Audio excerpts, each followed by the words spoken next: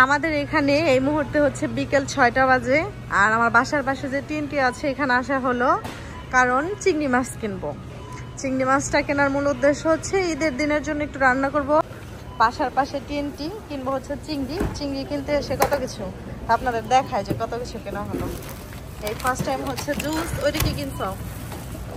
পানকেক। ওকে, ওই যে চিংড়ি, এক চিংড়ির সাথে দেখেন কত কিছু। আর আমি পছন্দ করে দেখে পুঁই শাকও কিনছে অনেক দাম দিয়ে।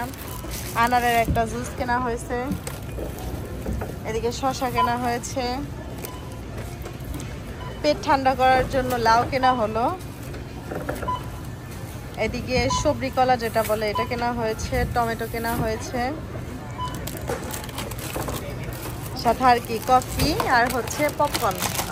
এটা পপকর্ন না, এটা কি বলে, পাকোড়া। হ্যাঁ, কেকার্স, পাকোড়া, এই সবগুলো কেনা হলো জাস্ট এক চিংড়ি কিনতে এসে। আসসালামু আলাইকুম, সবাই কেমন আছেন? আর সবাইকে ঈদের শুভেচ্ছা। আজকে আলহামদুলিল্লাহ রান্নাটা শুরু করে দিয়েছি ঈদ উপলক্ষে। ঈদের আগের দিনই বেশিরভাগ সময় আমরা রান্না করে রাখি, কারণ হচ্ছে আমরা ঈদের দিন ঘুরতে যাই, অনেক দূরে যাই, এবং কি সেদিন রান্না করে নিয়ে যাওয়াটা খুব কষ্ট। সেক্ষেত্রে এবং কি বাসায় রান্না করে ঘুরতে যাওয়াটাও কষ্ট।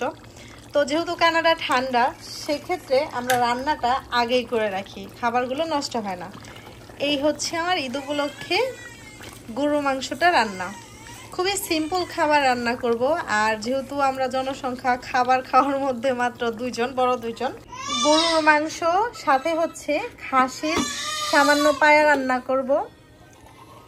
এই হচ্ছে নিহারি যেটা বলে, এটাও বসিয়ে দিয়েছি। আমার গরু মাংসটা আর হচ্ছে নিহারিটা একসাথে বসিয়েছি, কিন্তু নিহারিটা হতে সময় লাগবে।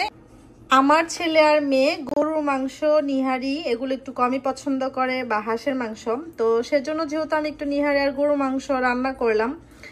তো এই ফাঁকে যেহেতু কালকে ঈদ, সেজন্য যাতে ঈদের দিন স্পেশালি ছেলে মেয়ে যদি চায় যে একটু চিকেন খাবে, তো এগুলো আমি ফ্রাই করে দিতে পারবো। সেজন্য আজকেই করলাম কি, একদম ধুয়ে পরিষ্কার করে ঘরোয়া পদ্ধতি মশলাগুলো দিয়ে ম্যারিনেট করে রেখে দিলাম চিকেন ফ্রাই করার জন্য। পরিষ্কার একটা বক্স নিয়েছি, বক্সের উপরে ফয়েল পেপার দিয়েছি, তার উপরে চিকেনগুলো দিয়ে এখন জাস্ট ঢেকে ফ্রিজে রেখে দেব। গরু মাংসটা তো হয়ে গিয়েছে বেশ কিছুক্ষণ আগেই। এই তো এখন নিহারিটাও রান্না হয়ে গেল। এই যে রান্নাটা শেষ, একদমই সফট হয়ে নরম হয়ে একদম ভেঙে চড়ে গিয়েছে, হাড্ডি বের হয়ে গিয়েছে। তো নিহারি আজকের মতো রান্না হয়ে গেল। মাংস রান্নাটা হয়ে যাওয়ার পর দুধ বসিয়ে দিলাম, এটা পুডিং করব। এই পুডিংটা হওয়ার আগে একটা ডেজার্ট আইটেম নামিয়ে নিলাম, এটা করে নিলাম। এটা করে নিয়ে নামিয়ে নিয়েছি, একটু আগেই রান্না করলাম। রান্নাটা শেষ করেই দুধ জাল আবার বসিয়ে দিয়েছি, কারণ এটাতে পুডিং করব। ছেলে নাকি পুডিং খাবে, আর ছেলের শরীরটাও তেমন একটা বেশি ভালো না। তো ছেলে যেহেতু বলছে একটু পুডিংও বানাই, তা এখন এই পুডিংটা হতে থাক। তাহলে মানে দুধ জাল আগে ঘন করে নেব, আর বাদ বাকি কাজ তো পরে করতে হবে। এই হচ্ছে চিংড়ি মাছ ভুনা বসিয়ে দিলাম, টমেটো দিয়ে চিংড়ি মাছ কিছু ভুনা করছি। আর সাথে পাশে বসিয়ে দিলাম হচ্ছে পুডিংটা হতে থাক। তো তরকারিটাও হতে থাক, প্রায় হওয়ার পথে। চিংড়ি মাছ একবার নামিয়ে নিয়েছি, একটা টমেটোতে ভুনা করেছি। এখন আবার বসিয়ে দিলাম পুঁই শাক দিয়ে। কালকে ট্রেনটি থেকে চিংড়ি আর হচ্ছে পুঁই শাক একসাথে আনা হয়েছে, পুঁই শাক যাতে নষ্ট না হয় সেজন্য আবার বসিয়ে দিলাম। তো এদিকে আবার পুডিংটা একটা নামিয়ে নিয়েছি, আবার আরেকটা দিয়ে দিয়েছি। রান্নার মানে চুলাটার খুব বাজে অবস্থা, কেউ কিছু মনে করবেন না, কারণ রান্না করছি একা হাতে, সামলাতে একটু কষ্ট হচ্ছে। তো রান্নাটা হতে থাক তাহলে। এই হচ্ছে পুডিংটা, পুডিং কিন্তু রেডি, দুটোটাই হয়ে গিয়েছে। এখন কিন্তু ফ্রিজে রেখে দেব। ফ্রিজে রেখে দিলে ঠান্ডা হলে এটা খেতে আরো বেশ মজা হবে। আজকের মতো আলহামদুলিল্লাহ আমার রান্না শেষ দিলাম। এর মতো আমার কাজ শেষ।